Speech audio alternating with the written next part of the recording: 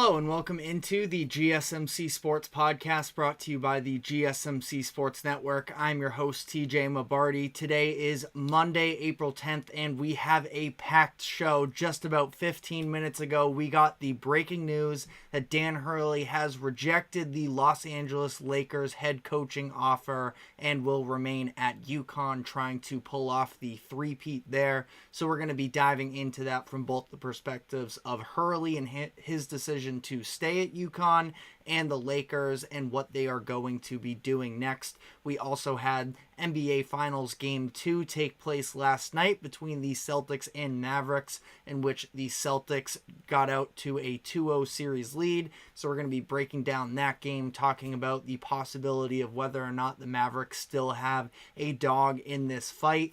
And additionally, we saw the Stanley Cup Finals take place over the weekend, where the Panthers defeated the Edmonton Oilers in Game 1. So we're going to be diving into that. But before we get into everything, just a reminder to like, follow, subscribe wherever you keep up with us. To any of our live viewers, be sure to use the comment section to give us all of your thoughts on the latest happenings in sports. And if you would consider leaving a tip or donation, you can use the link that is streaming across the bottom ticker. That is gsmcpodcast.net. You can become a bigger part of the show. If you leave a comment with it, it will pop up on screen for everyone to see. Anything would be greatly appreciated on that end. ESPN's Adrian Wojnarowski just reported that Dan Hurley, the head coach of UConn men's basketball, has rejected the Los Angeles Lakers offer of 6 years, $70 million is what it is being reported as, and he is going to be staying in Storrs, Connecticut. It was sort of a toss-up. Hurley was somebody who came into the conversation as to whether or not he could be a possibility of being a Lakers head coach. It was late last week that he emerged as their number one candidate, and there are definitely lots of pros and cons, and it has a lot of people sort of bipolar on the subject, because on one hand, absolutely, we're talking about the Lakers here. Hurley has mentioned in the past that he would like to eventually become an NBA head coach, test himself at the highest level possible, an ultra competitive guy in Dan Hurley, which to some degree you could make the argument that the NBA might even be a little bit more overwhelming in terms of the full 82 season grind plus the postseason. Hurley has been known for being a little bit of a loose cannon at times, and he now decides that, you know, as much as he would like to eventually move on to the NBA, he talked in an interview a couple weeks ago that it has to be the right NBA situation, and he clearly did not view this Lakers job as that type of an opportunity. Now, why could that be? Ultimately, my thoughts is, I understand the Lakers are the Lakers brand. If you want to be an NBA head coach, you typically dream of having a job such as the one with the Lakers right now, and having the chance to coach one of, if not the greatest player of all time in LeBron James, is absolutely something that, again, you kind of dream of for the longest time. But I think that the other side of that equation is the fact that there's going to be so much pressure surrounding whoever the next head coach of the Lakers is. And that situation in LA right now, I definitely won't fully count them out in terms of being a competitor next season, but the Western Conference is a gauntlet, and it is only going to continue to get better. I am putting faith in the Grizzlies to have a bounce back year next year as well, where a lot of people have sort of forgotten about them, but I believe it was back-to-back seasons as the number 2 seed. They dealt with a variety of injuries, and I believe that Ja was suspended to start out this season as well, and just so much that was sort of baked into this Grizzlies season that ultimately was a mess. Another team that's going to be competitive next year, along with all of the other young cores in the Western Conference who, you know, in theory are only going to continue to get better. You look at the Thunder, you look at the Timberwolves, and so on. The Denver Nuggets are always going to be, you know, a player in that arena. The Dallas Mavericks, who are in the finals right now.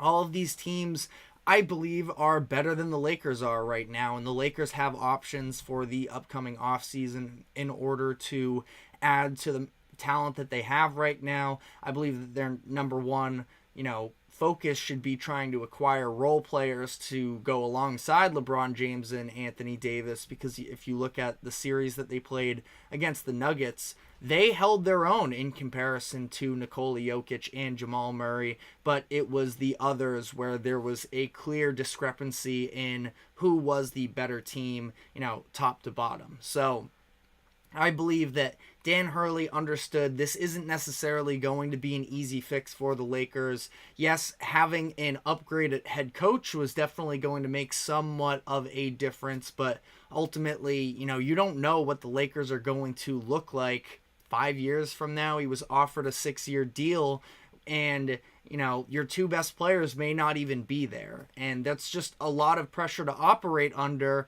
especially considering you have basically the world at your hands in Storrs, Connecticut with the Huskies, where coming off of back-to-back national championships, I highly doubt that Dan Hurley has to pay for a thing in the entire state of Connecticut. And he is going to have a chance to make history this upcoming season with a potential three-peat. Hasn't been done since John Wooden. Now, obviously, college basketball, we understand how much parity it is, just the format of the sport entirely. It's going to be extremely difficult, obviously, to pull off that three-peat, but the Huskies are going to go into next season with easily a top 25 roster, very possibly top 10. Alex Karaban just came back in the draft, which, for those of you who aren't necessarily quite as familiar with Karaban, he was a 13-point-per-game scorer for the Huskies last year, and coming off of a sophomore season where he very likely could have been a second-round pick in the draft this year,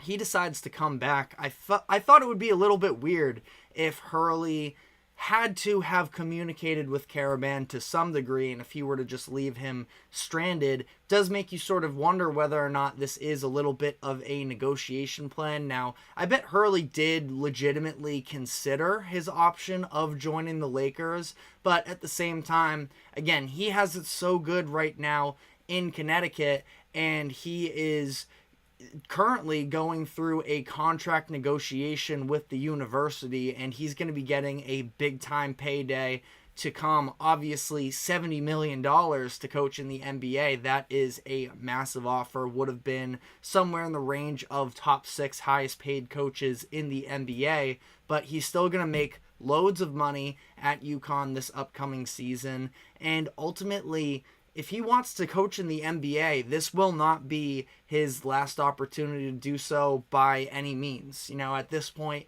in the coaching cycle, it was Lakers or nothing, where if he is really serious about wanting to make the jump to the NBA, next year he will very likely, in my eyes, have a number of different offers. I'm not sure NBA franchises necessarily even knew that that was on the table, but it's been a very busy offseason for Hurley, especially going through all these negotiations, getting a contract offer from University of Kentucky and the Lakers in the same offseason. I mean, talk about two premier positions at both the NBA and college basketball levels. That's how highly sought after he is right now.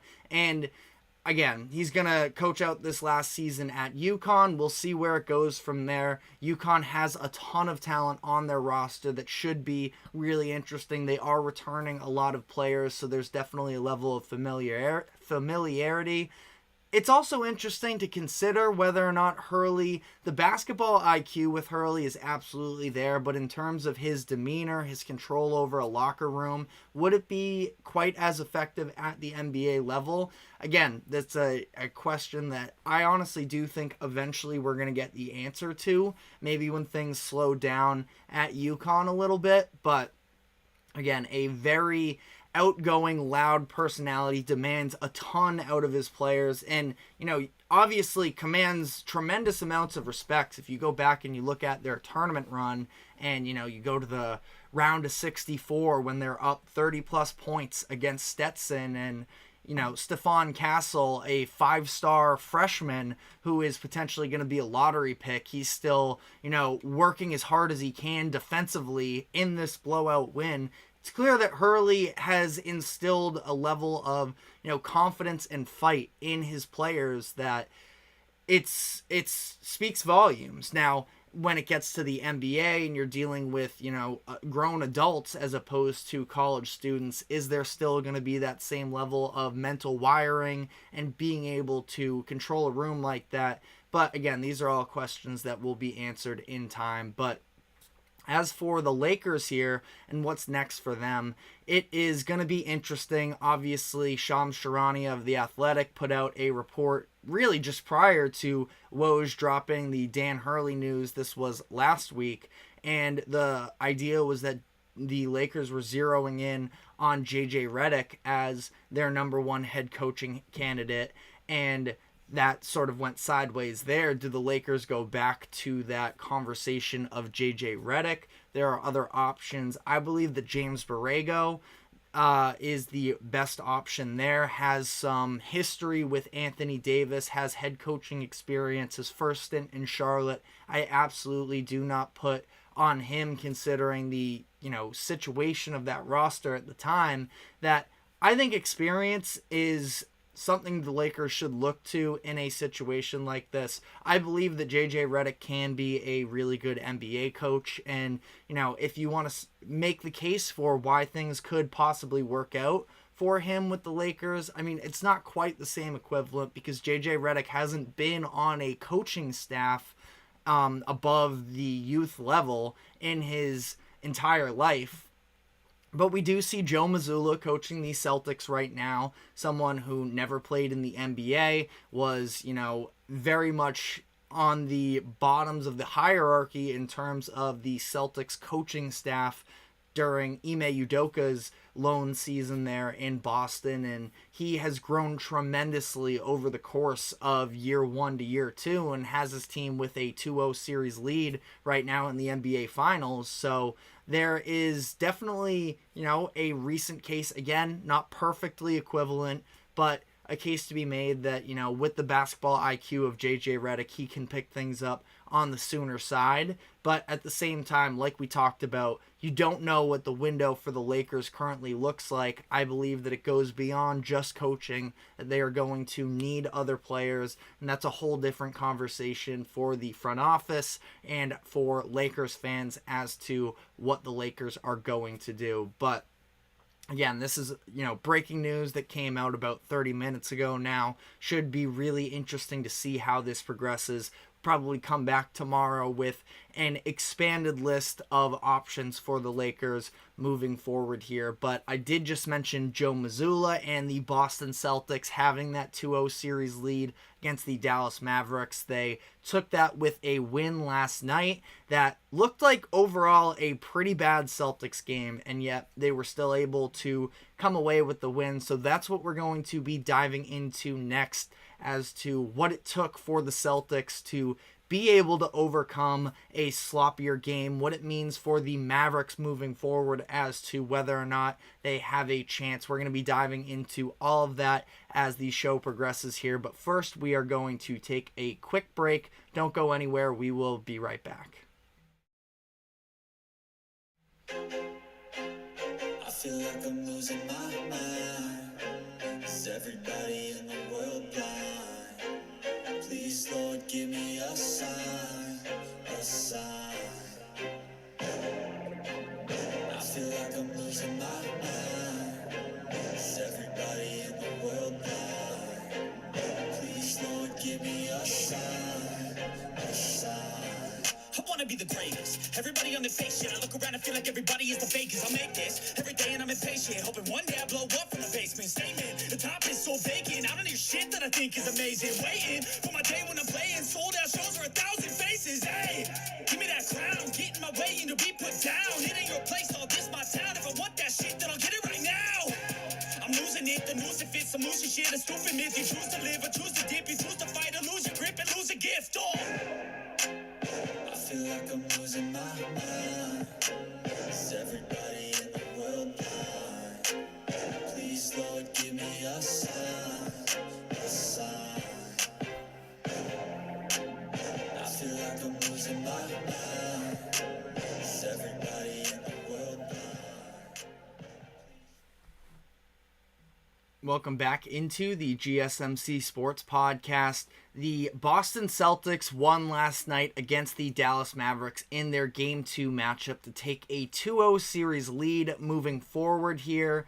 And it was a very interesting game because overall it was pretty sloppy, I thought, from both teams. Even some of the reffing fans of both sides were getting upset over this one. But I think that really when you look at the Celtics as a whole, we knew that there was going to be one of these bad shooting nights coming. We knew that there was going to be a Luka Doncic massive game as well, and both of those were going to go in favor of the Mavericks. We got a little bit of both of those. Luka was hotter in the first half than he was in the second, but the Celtics shot just 10 of 39 from 3 and were still able to win this game. And you could sort of feel that to some degree this was coming over time where, you look up in the first quarter and things seemed to be just really ugly. Luka Doncic was hitting every shot, getting to all of his spots. He did something. It looked like his approach at least was a little bit more to sort of work himself off the ball as well to get in some of these mismatches against smaller defenders. He was posting them up. Again, just that mid-range shot, especially on those fades, is just unguardable. And he ended up having 20 points with 2 minutes into the second quarter. It was tremendous. Meanwhile, the Celtics were really struggling to knock down their shots. It wasn't for a lack of being able to create these looks for themselves, but they just weren't falling, which is something that we've seen from the Celtics really, for years now, especially during this Joe Mazzulla tenure of they are very three happy. What happens when those shots start to, not fall quite as much? And last night was an example of the fact that their defense, which is something that again was really prioritized during the 2021-22 season with Ime Udoka as their head coach,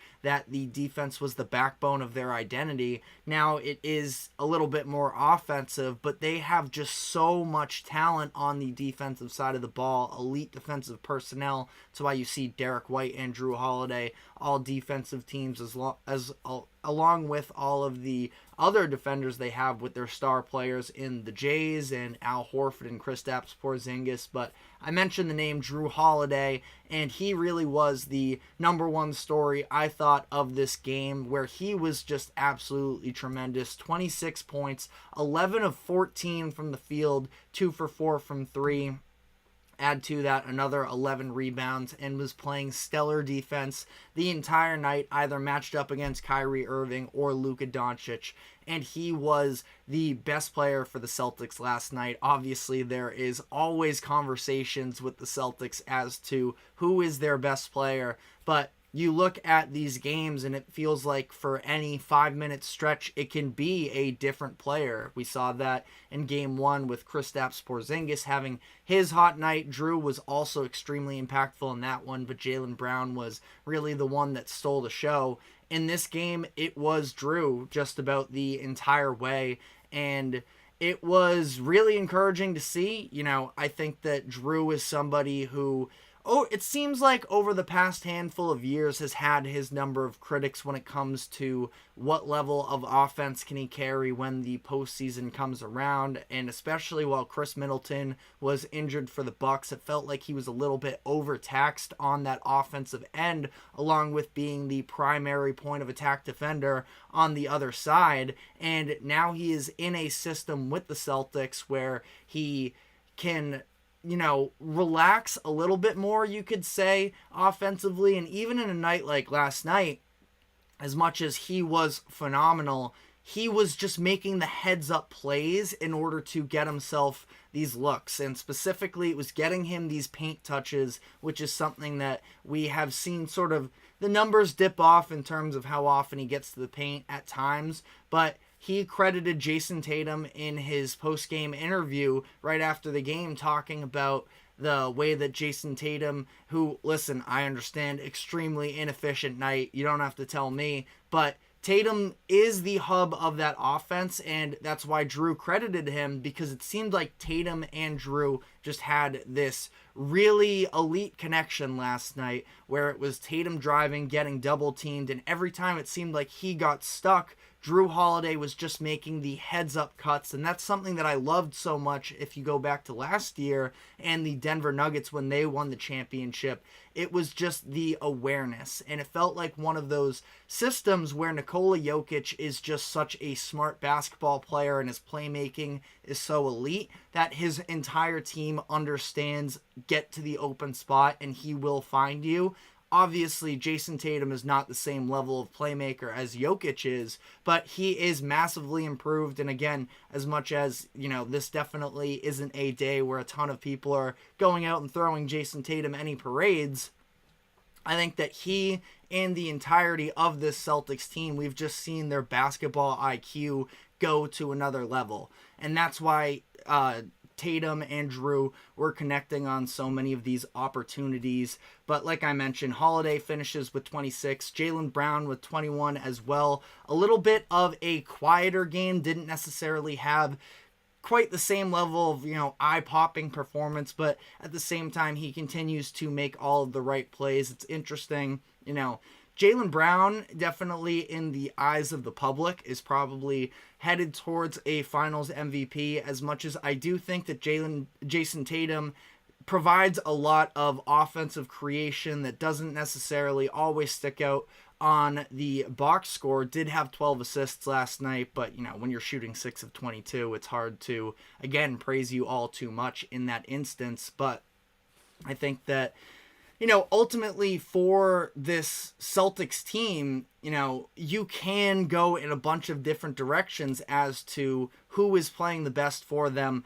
I would say if finals MVP were to be handed out, obviously 2-game sample size is nothing and this series is not over yet, but Jrue Holiday would probably be my vote as things stand today. Now again, obviously a lot more series to go here, but Jrue has just been such an impactful piece of making the Celtics team run the way that they do. But like I mentioned, Jayson Tatum, 6 of 22 from the floor, 1 of 7 from 3. It feels like the majority of the time here, Tatum is making the right plays. He's the primary ball handler for the Celtics. He is dealing with a lot of double teams, even though it seems like some Mavericks fans are almost a little reluctant to admit that there is that extra level of attention on him. Jason Kidd, he had the press conference over the weekend of calling Jaylen Brown the Celtics' best player, but when you do look at the way that the Mavericks choose to guard the Jays, Jayson Tatum is receiving more attention than Jaylen Brown. And ultimately, again, I think that, and Shaquille O'Neal talked to Jaylen Brown about this idea as well. Ultimately, it's a media narrative of who is the best player. I think it just goes to speak how talented this Celtics team is as a whole. And it's going to be an uphill battle for the Mavericks to be able to sort of overcome the talent discrepancy outside of, and this is something that we talked about last week as well, top 2 players for each team. You want to call them a wash.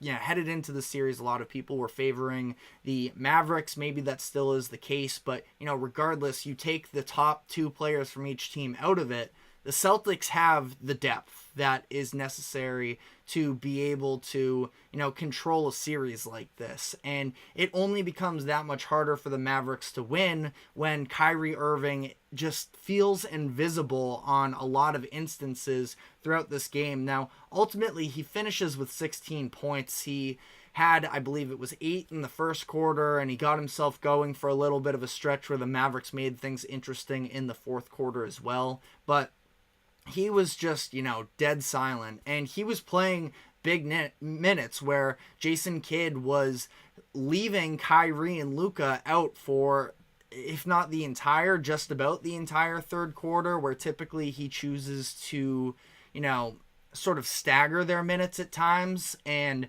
Kyrie just could not get anything done. The Celtics feel very comfortable going up against Kyrie Irving. Obviously, there's a ton of animosity behind that matchup, and it has been a little bit of a statement from the Celtics of throw these different looks at Kyrie Irving. I mean, you talk about Jrue Holiday, the defense that he played. Jaylen Brown had really the standout defensive possession of the game. It was in the second quarter, I believe, when he forced him into that travel, when he was playing the ISO game against Jaylen Brown. But Kyrie needs to be more effective if the Mavericks are going to have any type of shot in this series, because you look at the other role players that there are for the Mavericks and Derrick Jones Jr. and PJ Washington and Josh Green, all of these players that helped contribute throughout the course of their run to the finals here. But also, it's really hard to ask them in a hostile environment in Boston to be these, very reliable three-point shooters when that's never really been their identity. And the reason why they were able to have so much success is because of the fact that opposing teams were really doubling down on Luka Doncic and, giving up shots in the corner. And the Celtics have decided, for the most part, to play Luka Doncic one-on-one, which means that, Luka has been getting his throughout these games. It was 30 points, I believe, in game 1, 32 points last night on 12 of 21 shooting. Some weird free throw stuff going on with Luka. Not that he is, in any world to blame necessarily for the Mavericks being in this hole, but he shot 4 of 8 from the free throw line last night. I've been saying it. There have been moments. There was the end of that OKC game where Luka had the chance at the 4-point possession to make it a 1-possession game, and he ended up missing that free throw in crunch time as well. He's been extremely tasked, and we can see that he's dealing with these injuries all the way throughout. That's where Kyrie needs to be able to step up in certain instances and carry some of the load, and that's just something that we haven't seen. I'm curious how much of it does play into the back and forth between him and Celtics fans. He puts out the quote, sort of egging on the Celtics fans a little bit of, I thought it was going to be louder in TD Garden. And, Celtics fans, that only was going to ignite them chirping a little bit. I feel like ultimately, the bad blood really between Boston and Kyrie should be a thing of the past. But at the same time, at least for a game like last night, I fully understand the Celtics fans booing him because he sort of challenged them to make more noise. And, ultimately it's this extra storyline and subplot that's sort of playing in. Kyrie was getting put on this pedestal throughout the Mavericks run through the Western Conference playoffs, and for good reason. It was really encouraging to see one of the most fun players of this past generation to play basketball again in such a skillful and fun way of, playing meaningful basketball in big moments once again, which it's been, a number of years since we've truly seen that, probably 2017, and he's just been absent for a lot of this series. And I wouldn't say that he's been atrocious. A lot of people are burying him. I still feel like he can turn this thing around, but at the same time, this could very easily be a matchup issue that the Celtics feel confident in the defenders they have to throw at Kyrie. But that is sort of a larger conversation of what can the Mavericks do to try and stage a comeback. And on that note as well, do they even have a chance of coming back? So that's something we're going to dive into next. But first, we have to take a quick break. Don't go anywhere. We will be right back. Looking for your daily fix of sports talk without having to pay for it? GSMC Sports Network is available on YouTube. Just search GSMC Sports Network. Get your fix of daily sports talk shows on YouTube, absolutely free. NFL, college football, NBA, MLB, MMA, UFC, fantasy football, and so much more. GSMC Sports Network has shows running all day long, with new sports shows starting every 2 hours. Just like on your favorite cable sports channel, except GSMC Sports Network is absolutely free. Just search GSMC Sports Network on YouTube to catch one of your new favorite shows, like the GSMC College Football Podcast, Chip Shot Football Podcast, Hoops and Heels Women's Sports Podcast, GSMC Basketball Podcast, and so many more. Check it out for yourself. GSMC Sports Network, now available on YouTube absolutely free. Search GSMC Sports Network on YouTube right now. Welcome back into the GSMC Sports Podcast. We're continuing on our conversation about the NBA Finals and looking at it from the perspective of the Dallas Mavericks of, at this point, down 0-2. Do they have a chance of coming back? Now, ultimately, it would be pretty foolish to fully rule them out, considering we just a couple years ago saw the Phoenix Suns get out to a 2-0 series lead in the finals against the Milwaukee Bucks and then proceed to lose 4 straight games. But for the Celtics at this point, it is kind of hard to imagine that the team that has gone, I believe at this point, it's 78-20 is their record from the regular season and the postseason, to see that team losing 4 of the next 5 games. Now, is it in play? Absolutely. When you have a player like Luka Doncic, who is, I still believe, even with the results of the first couple games here, that he is the best player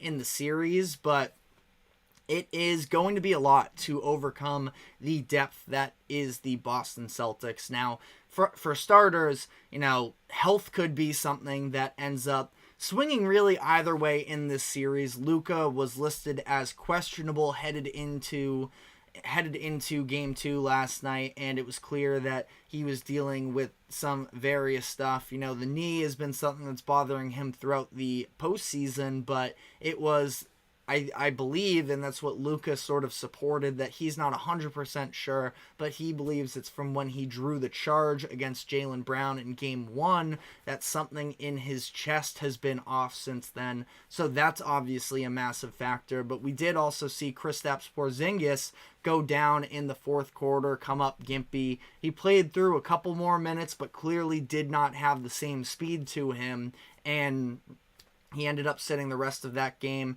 Now, he came out and gave a quote that if he has to, he will die on the court. So I don't believe it's going to be a matter of whether or not he is available for the Celtics, but it's what level of concern should the Celtics have and what level of production can he give the Celtics after playing a really impactful first couple games, where Porzingis last night had another 12 points. Again, just the size.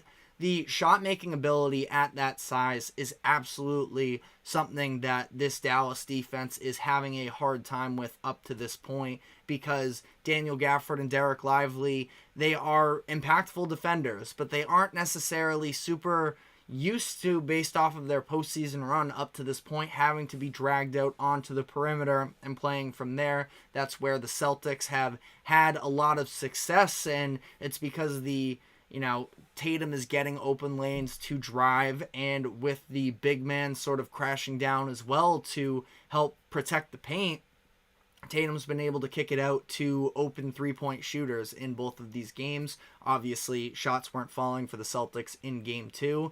And also, Tatum's finishing hasn't necessarily been great. It's been bad, is the better way to put it, throughout these first couple games as well. So that's an adjustment that, again, I understand it gets risky when you're talking about, you want to debate whether or not Tatum or Brown is the best player on the Celtics, but a player that we know can take his game to an elite level from a scoring perspective at times. The consistency of it is what we all have concerns with, but we understand the upside of Tatum is amongst the best players in the league.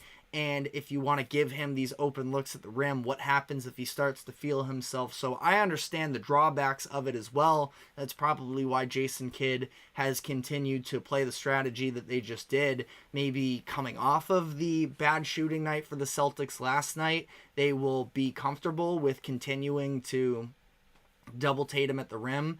But we saw Jrue Holiday with the off-ball cuts that he made throughout that game too as well, that it feels like the Celtics team that has been so caught up in their own habits for years now, they are finally learning to understand the other ways to win. And I believe that that's what last night was for the Celtics. So again, there are obviously adjustments that the Mavericks need to make. One of those being that Luka was looking to attack inside the three-point line a little bit more, get his post-up looks against smaller defenders. That was really working for them in the first half, but especially considering how taxed Luka has been leading the NBA in points throughout this postseason run, that he needs his running mate Kyrie Irving to step up. And in large part, it's just been for lack of being able to knock down the open opportunities. I can double check right now, but I don't believe he has hit a 3 yet in the finals. Combined between the two games, he's 0 for 8. So that's one thing. Obviously, somebody who creates more so off the dribble than in those catch and shoot opportunities. But somebody needs to do it. And I do expect that the Mavericks role players I mentioned in the last segment, PJ Washington, Derek Jones Jr., Josh Green, these guys that have been impactful for them throughout their postseason run, that maybe at home they are able to knock down their shots. It's important to remember in all of this that the Celtics are the core that have been to the finals already. This is the first rodeo for a lot of these players, and especially when you look at the likes of a PJ Washington, who he has spent his entire career up to this, halfway through the season in Charlotte, which was never on any type of a big stage, really. Sorry, Hornets fans out there, not trying to send any shots at you, but you understand the level of pressure and expectations from what these players have experienced up to this point in their career to where they are now is something that is just a different gravity. And the Celtics have experienced it and been on the losing end of it in 2022. Add in Jrue Holiday as well with his ring in 2021. They have been here before. And that's something where, that's why for the Mavericks this season already does feel like a success and something that they are absolutely, and we still don't know the final result of this series, but for the Mavericks, ultimately, feel like you make a couple changes here and there, and they can be back to contending again next season. But, a lot of people are sort of sitting around and wondering, how is this the team that came out of the Western Conference Finals? And I feel like to some degree, the Celtics may be providing a little bit. And blueprint, listen, I feel like that gets thrown around a lot as well. The blueprint to, there's no stopping Luka Doncic, but, and Luka has been killing the Celtics from an individual scoring perspective. But it's understanding, the Mavericks roster as a whole and their offense. They have 2 ball handlers in Luka and Kyrie. Kyrie isn't performing, so it is a little bit of that idea of just let the best player get his. And obviously they are still trying to play defense on him. They sent a couple more doubles, it felt like, in the game last night, and as a result we saw some more lobs, at least from 0 in game 1. I believe it was 2 last night, so obviously not tremendous, but that's been a massive part of their offense, and it's been very quiet up to this point. For the Mavericks, we talked about the fact that Jayson Tatum is guarding the bigs on the Dallas side, and what that sort of means in terms of, is there anything there that can be exploited? Daniel Gafford went at Tatum a couple times early in that third quarter and scored on both of the opportunities. So that felt like something they could maybe look to a little bit more.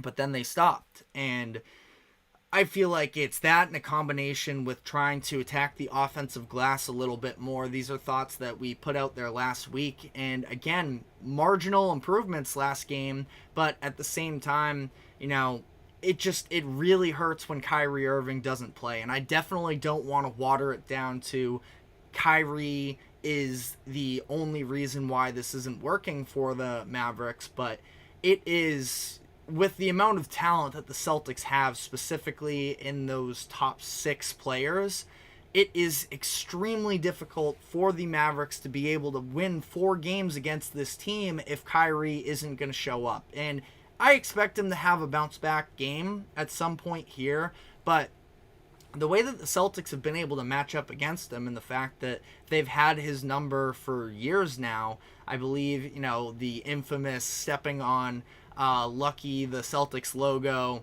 at half court, that whole sort of ordeal in Celtics history. He's 0-12 since then, and I believe that was in 2022. Maybe it was early 2023, but regardless, the Celtics have won their last 12 matchups against Kyrie Irving, and it's gonna be tough. This is, again, I don't want to say legacy defining, but in terms of being able to live up to the expectations that were being put on him through the first couple rounds, in terms of him and Luka being the best scoring backcourt in NBA history. Well, one of you needs, or I mean, I wouldn't say one of you.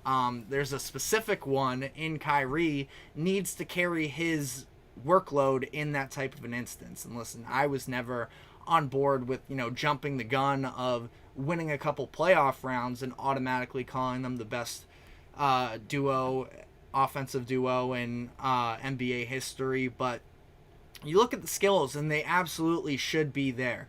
But this has been a physical series. It's been clear that the refs have been willing to let a lot slide, you can say, in terms of the physicality. That's something that Luka was, unhappy with in the post-game interview. Jason Kidd talked about the, potential push in the back of PJ Washington on that Derek White block at the end of the game where, PJ Washington had a chance with that dunk to go down to cut it to, I believe at that point it would have been a one-possession game. I think it was a 5-point game at that instance, but either way, again, I feel like it's hard to, just in any of these instances, I always feel like it's lazy to fully blame the refs. The Celtics were bad in that game last night, and the Mavericks weren't able to take advantage. So ultimately, again, I'm not going to fully rule out the Mavericks moving forward here, but that definitely feels like a game if they are to lose the series, and even worse, if they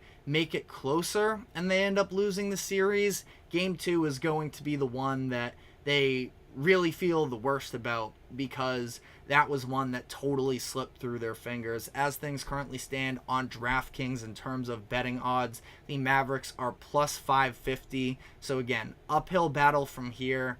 I don't believe that they do come back, but I would definitely not rule them fully out. But let me know your thoughts on the series and whether or not they have any chance to come back. We're going to be taking our next break here. When I come back, this is a little bit of a silly segment, but I want to sort of, with the performance of Jrue Holiday through these first 2 games and how incredible he's been, I want to sort of look back at the Milwaukee Bucks and their decision to trade him in order to get Damian Lillard, sort of throw in some of the coaching conversation as well there, where they went through a lot of turnover, and talk about whether or not they are feeling regrets and remorse at this point. So stick with us. We will be right back. Don't go anywhere.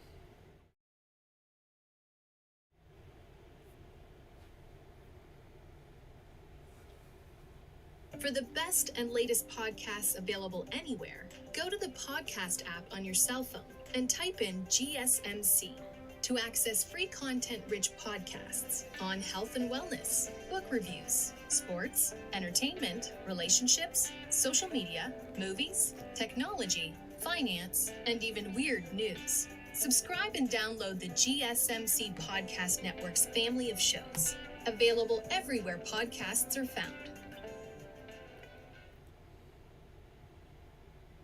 Welcome back into the GSMC Sports Podcast. So amongst all of the talk surrounding the NBA Finals and everything that has been taking place, we have seen Jrue Holiday emerge in a massive way in terms of his role on the Celtics team that is in large part, you can say unproven. They've been on many deep postseason runs, but came up short a number of times, at least short of the NBA Finals. And it seemed like a lot of people were sort of doubting whether or not this team had the mental makeup in order to win the finals, and especially when they trade Marcus Smart during the offseason as well, in a different trade than for Jrue Holiday here. But there was a worry that they wouldn't have that leadership, that heart, that toughness, everything that was needed to win a championship. And Jrue Holiday, though he hasn't been quite as vocal as Marcus Smart during those runs, he has been basically everything that Marcus Smart has looked out to be. But I do believe that there has been a little bit more sacrifice and a willingness to sort of fall in line in the role that he plays. And last night we've seen a number of occasions here in the postseason so far where he has asserted himself when he's needed to. And no, he's not necessarily a player on the offensive side of the ball that can day in, day out be the go-to scorer, but in that Pacers series, understanding that Tyrese Halliburton was his matchup and that he can take advantage, he did during those games. And last night was another example with his 26 points of how impactful he has been for the Celtics team, along with the fact that he has been, an all-world defender against Luka and Kyrie up to this point. So I want to sort of look back briefly at the Milwaukee Bucks and the turnover that they chose to roll with during the offseason, where last year they were upset by the Miami Heat in the first round. They were the 1 seed, the Heat were the 8 seed. Now, I continuously say I believe that series would have played out differently if Giannis wasn't injured for the majority of it.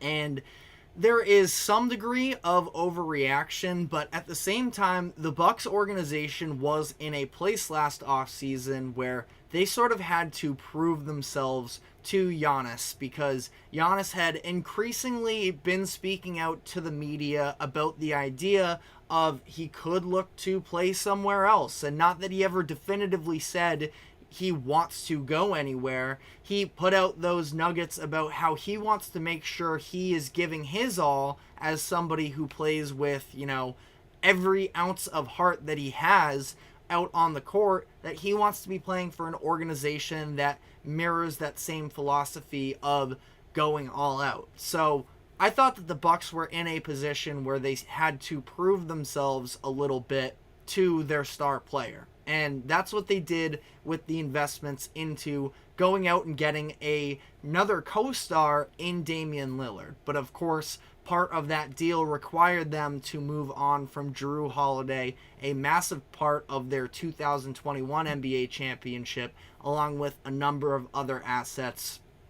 Grayson Allen out in that deal as well, who Allen, obviously not the flashiest player in the world necessarily, but led the NBA in three-point percent shooting this past year, was a very passable defender, as we saw the Bucks really struggled on the perimeter with their defense this season, losing their top two point of attack defenders, and obviously Chris Middleton still sort of working back from injuries. Maybe that's something that he can still recover, because he was pretty elite defensively when he was fully healthy, but we obviously haven't seen that from him really since the 2021 playoffs. But losing Jrue and Grayson Allen in that sense, ultimately they do also move off of an unprotected, I believe it was 2029 first round pick, and pick swaps in 2028 and 2030. Ultimately, I don't necessarily ding them at all for that, because that you're in an instance where you want to show your star player that you are concerned about winning right now, and you think that you have some type of a window available to you in this Eastern Conference that we've been talking about it throughout the entirety of the Celtics postseason run, that the Eastern Conference is wide open for the most part. Really, headed into the season, it was seen as the Celtics and the Bucks, maybe there was still a little bit of buzz left over about the Heat coming off of their improbable finals run. Maybe the Knicks put things together, which they did to some degree, before injuries really caught up with them in the postseason. But this was an opportunity the Bucks felt like, players like of the stature of Damian Lillard don't come around often. But again, in all of this conversation, that move in a vacuum, again, I think that the Bucks run it back again.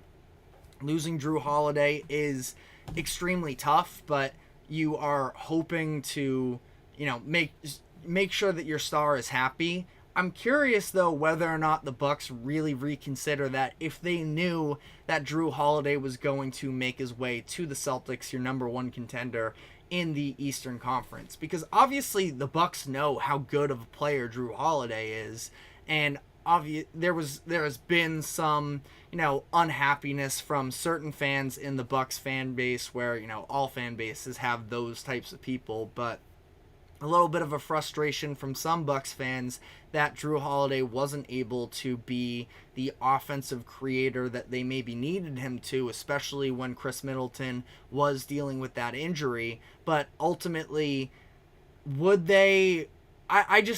I really wonder whether or not this would have been a much deeper conversation if the Bucks knew that the Celtics were going to get Jrue, understanding that in a supplementary role and as somebody who doesn't have to be the game in, game out offensive creator, that he can fit perfectly into a system.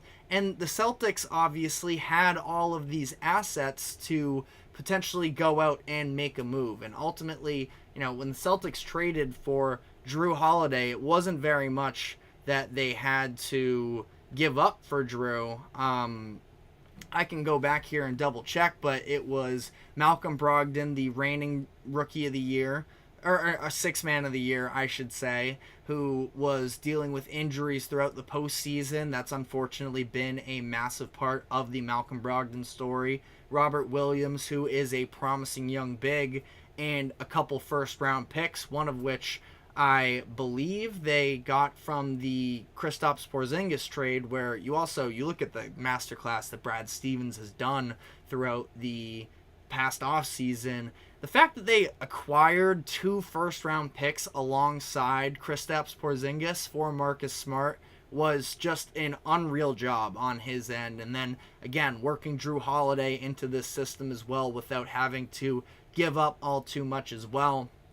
Brad Stevens, I believe Bob Myers on the post-game show on ESPN last night said that Brad Stevens was the finals MVP so far. Now, obviously, a little bit of a joke, but I mean, we've seen these role players that he went out and acquired play massively impactful minutes for the Celtics so far in this run. And again, when you want to tie it back to this conversation about the Bucks and Jrue Holiday, I don't think that they make the move if they know that Jrue is going to go to their number one contender. Again, I understand the politics, especially you talk about in the NBA, of how difficult it is to retain star players, franchise players in today's era, especially when, the national media, I definitely have sympathy for Bucks fans who have had to deal with the national media sort of trying to pry Giannis away from the Bucks and into a bigger market, despite the fact that Giannis has seemed perfectly happy in Milwaukee.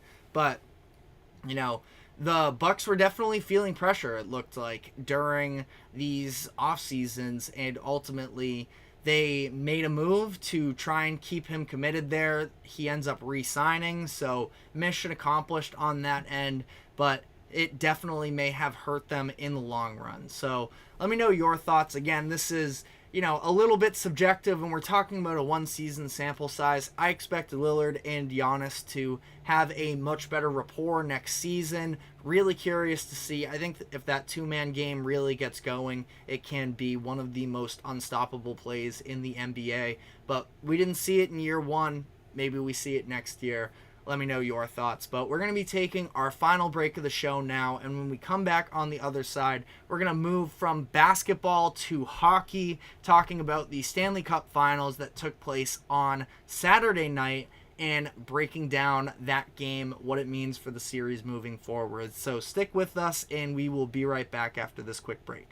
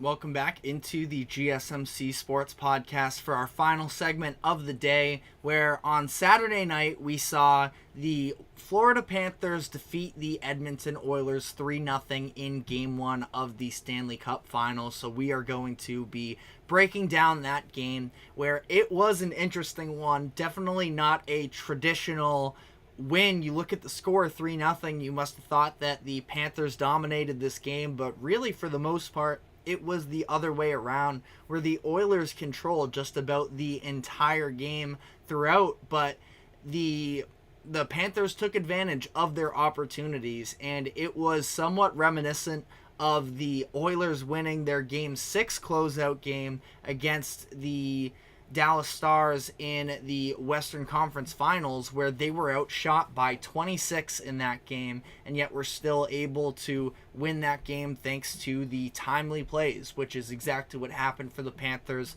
in this game, where the Oilers outshot the Panthers 32-18. They had numerous scoring opportunities, but first off, I mean, Sergei Bobrovsky was the story of this game, and somewhat similar to the fact that Skinner, who has had his ups and downs, stepped up in a big way during Game 6. I mean, this was that, but on steroids, the way that Bobrovsky was able to play. 32 saves, 0 goals allowed, and he has just been on a heater for the Panthers throughout this win streak, stretching back to Game 4 of the series against the Rangers in the Eastern Conference Finals, where they've won 4 straight games. He has saved 101 out of 106 shots that he's faced, a 95% save rate.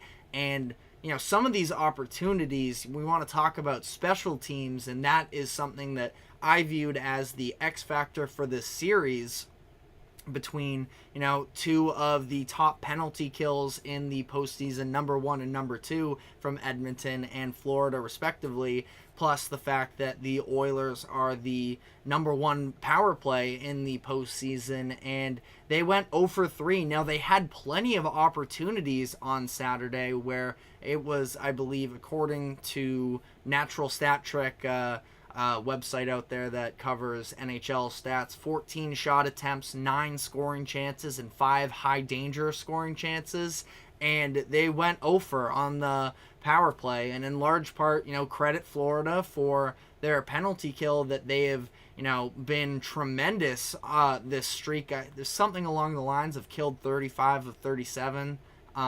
Numbers might be slightly off, but stands somewhere around there.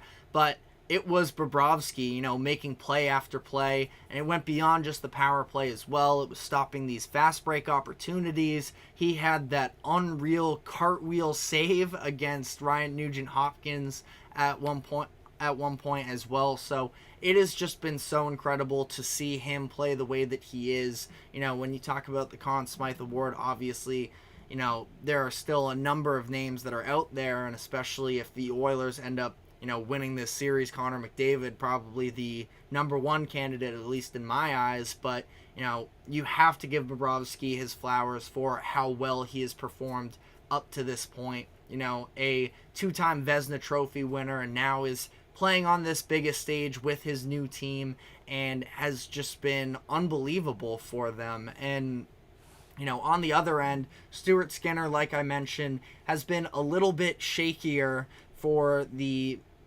for this postseason run, and has been one of the bigger concerns. It was one of the reasons why I decided to, I leaned with the Panthers in this series, because of the differential in net. But it's hard to blame him for this game. Now, he allowed 2 goals within the first 5 shots of the game for the Panthers.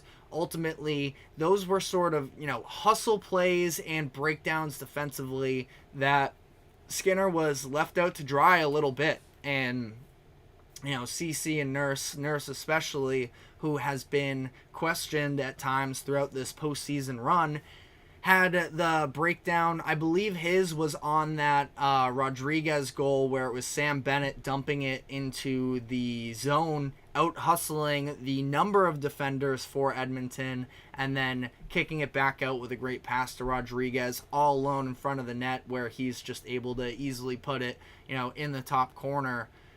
Again, I just feel like Skinner, I have been critical of throughout this postseason. I don't believe that Saturday night's game is a representation of when to be critical of him. This was definitely a wake-up game for the Oilers. And, all of that being said, like I mentioned, they still outshot the Panthers 32-18, and they had all of these opportunities. But just in those, slight moments where you just lose the mental battle at times. And the Oilers have been tested throughout this postseason. I feel like they've done a tremendous job answering the bell when their backs are against the wall. But that was definitely disappointing to see from their defensemen. And ultimately, you get 32 shots on net and you aren't able to put any of them in. It felt like this weird nervous energy really from both sides to some degree of in the Panthers arena. There was never really a moment where they were able to build up this tremendous momentum. Sure, you can ride on the excellence of Bobrovsky in this game, but at the same time, they were very much dominated in terms of the time of puck possession throughout this game. So it didn't feel like they had all of these, massive opportunities to build off of, and yet they converted on those first two instances that just gave them the cushion they needed. And, for the Oilers, it does feel a little bit dejecting, I would say, when you have all of these opportunities and yet none of them are going in, and it feels like no matter what you throw at the opposing team's goalie, that he's going to make the save. It's a tough situation to be in, absolutely, for the Oilers, but ultimately, I think that their approach to this game has to be replicated moving forward. I definitely wouldn't be, back to the drawing board in terms of what they do. They were getting McDavid tons of looks, 6 shots on net, and it's just going to come down to some degree, can you put the pressure on Bobrovsky, which they did in game 1, and ultimately he was able to come out on top in those instances. But if you keep pestering him, you would think that eventually you're going to have to break him down in order to sort of snap this red hot streak that he's been on. And in order to, snap the win streak for the Panthers, it's going to have to be getting to him. But this was the first time the Panthers have ever held a 2-goal lead in a Stanley Cup Finals game, and I believe the first time the Panthers have ever held a series lead in the Stanley Cup Finals in franchise history. So this is, a big moment for them, and they are extremely talented. I picked them headed into the series. Now, Edmonton, when you talk about, individual skill of Connor McDavid, Leon Draisaitl, and the others, that top line, of course, Hyman, you want to throw him in there as well. They have the offense to be able to break through with Bobrovsky, but, this felt like a game where, sort of similar, if you want to make the comparison to Game 2 of the NBA Finals, where felt like the Celtics played a bad game and yet they were able to win. The Mavericks may be kicking themselves if this series gets a little bit more contested and they fall short. I feel like that's probably a, similar sentiment for the Oilers moving forward here, where it feels like this is a game they should have won. And Connor McDavid joked about it a little bit in the post-game interview, talking about the fact that maybe it was the hockey gods making up for their Game 6 game, where he said outright they maybe didn't deserve to win that game, but they ultimately do. Cards kind of flipped on them into this game, so they fall short. Final goal came on an empty netter in the third period, but definitely a lot that you can come out with some optimism for the Oilers in terms of the types of looks that they were getting, but you got to be staring at Sergei Bobrovsky and worry a little bit as to whether or not he's ever going to return to human form throughout this final. So let us know your thoughts in the comments section. Game 2 is tonight. So should be interesting to see whether or not they do end up breaking through. But again, let us know your predictions. That is all the time we have for today, though. Thank you very much for tuning into the GSMC Sports Podcast. Thank you to the GSMC Sports Network for allowing us to host this show. Remember to like, follow, subscribe wherever you keep up with us. Check us out on social media as well.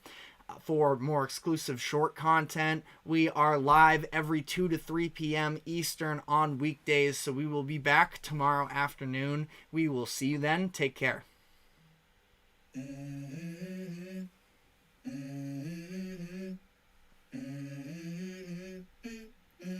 Let's go. I wake up to a little bit of drool on my pillow, feel like it's gonna be a bad day. Yeah, I'm tired of shit, and the coffee ain't hit yet, damn, ain't that great.